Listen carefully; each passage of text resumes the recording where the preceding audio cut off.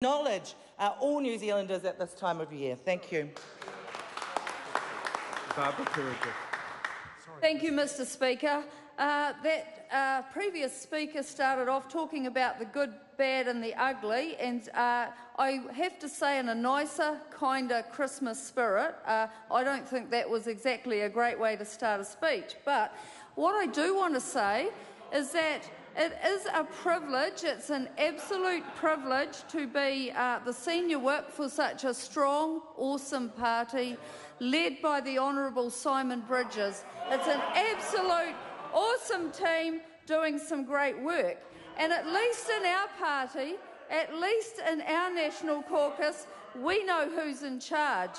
And sometimes, as a senior whip, you actually get little tasks to do in the House. And I've just had a note passed to me today, because we quite often wonder who is in charge of the three parties over the other side. And I've just had a note passed to me in the House from someone who says it looks like the Right Honourable Winston Peters dropped this on his way to the House. So we have no doubt in our mind around who's actually in charge of this current government. Now, there's a couple of things I would like to say about this year. One of them is the number of working parties that have been put in place. 200 plus working parties. It's a sign of a government who, when opposition, didn't do the homework.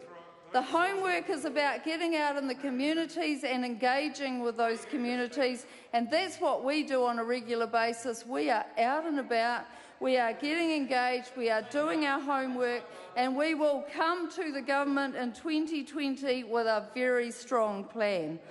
The second thing that is not well understood on the other side of the House, this has been a year of idealism.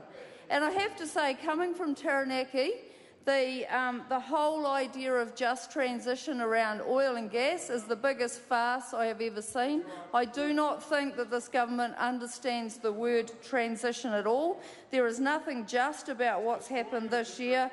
You need a plan, otherwise you create a chasm, and when you get a chasm, you have no way of finding your way to the future. So, on a positive note now, I would like to put a call out to all the people who are going to be working in the emergency services, in our hospitals, our fire brigades, our people who work in St John and all the other emergency people. While we might be going off on a holiday, we might be going to spend some time with our families, and I hope that you all are, because Christmas is a wonderful time to do that. Every time I go to a fire brigade function, I realise that every time the fire person is called out, the family's plans are interrupted. And so there is often no busier time of the year for all our emergency services than right now in this Christmas period. So I want to wish them all very well. I also would like to wish all of our primary producers and our rural communities great weather for the coming summer. We hope to get enough rainfall to keep the production going, but we also like to have enough sunshine so that families can enjoy their camping and their holidays at the beach. And so, really important, after seeing some really significant droughts last year, that we hope them and wish them a best summer and a best autumn this year. I also want to make mention of our families, because often people ask what sacrifices we make when we go into Parliament and become members of Parliament. Well, it's actually the people who support us and our families who make the biggest sacrifices for us, because this becomes our life, and they become the people who work very hard in the background to sustain the lifestyle that we sign up to. So I think all families should be mentioned at this time of the year.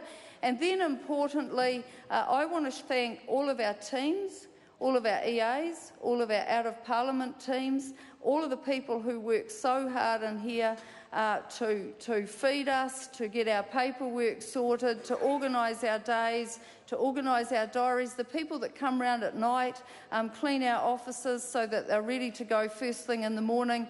This place is a humming little town all of its own, and it never shuts down, and I think it's really important that people realise it's not just the question time and the time we have in the House, it's the people that work around here 24/7 on our behalf, and I just want to say thank you, and thank you to you, Mr Speaker, for what you've done. Thank you. The Honourable Chris Hipkins. Mr Speaker, it has been an incredible year.